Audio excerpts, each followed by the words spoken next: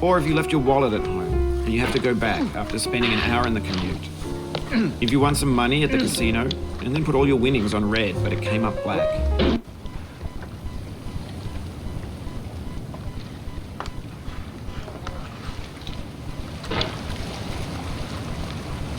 There's no feeling more intense than starting over. If you deleted your homework the day before it was due, as I have, or if you left your wallet at home and you have to go back after spending an hour in the commute. If you won some money at the casino and then put all your winnings on red but it came up black. If you got your best shirt dry cleaned before a wedding and then immediately dropped food on it.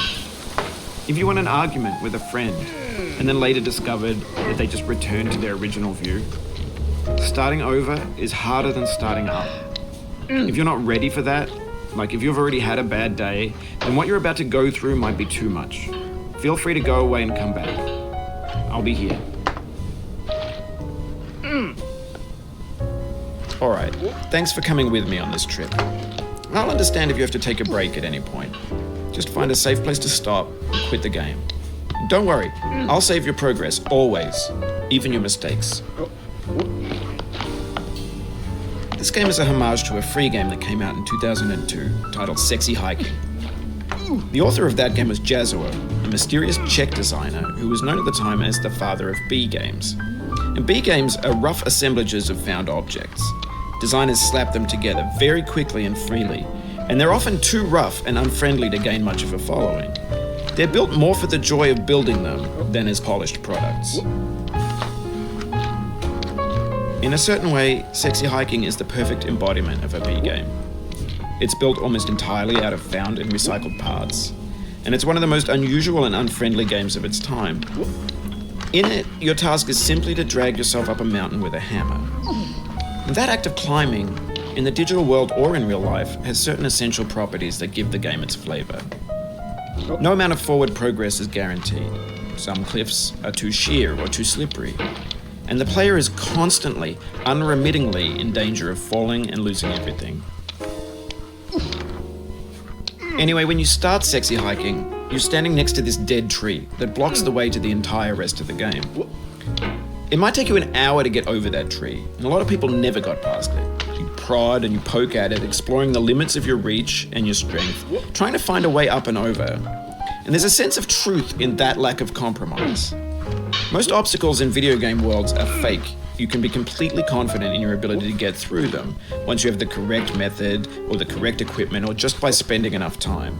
In that sense, every pixelated obstacle in Sexy Hiking is real. The obstacles in Sexy Hiking are unyielding, and that makes the game uniquely frustrating. But I'm not sure Jazuo intended to make a frustrating game. The frustration is just essential to the act of climbing, and it's authentic to the process of building a game about climbing. A funny thing happened to me as I was building this mountain. I'd have an idea for a new obstacle, and I'd build it, test it, and it would usually turn out to be unreasonably hard. But I couldn't bring myself to make it easier. It already felt like my inability to get past a new obstacle was my fault as a player rather than as a builder. Imaginary mountains build themselves from our efforts to climb them, and it's our repeated attempts to reach the summit that turns those mountains into something real. When you're building a video game world, you're building with ideas, and that can be like working with quickset cement. You mold your ideas into a certain shape that can be played with, and in the process of playing with them, they begin to harden and set until they're immutable, like rock. And at that point, you can't change the world. Not without breaking it into pieces and starting fresh with new ideas.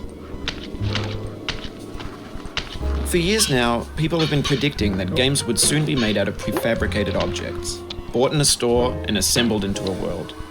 And for the most part, that hasn't happened, because the objects in the stores are trash. I don't mean they look bad or that they're badly made, although a lot of them are. I mean they're trash in the way that food becomes trash as soon as you put it in the sink.